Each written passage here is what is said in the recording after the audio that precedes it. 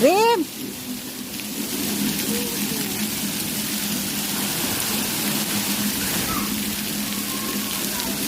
Ayan ang yung kagabing sobrang tahimik ngayon. Ito na. Ayun yung dagat. Punta tayo sa dagat. Ayan ang dagat.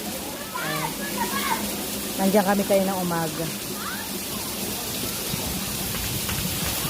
Ngayon naman, naka-swimming pool lamang kami. O, diba? So, sana all.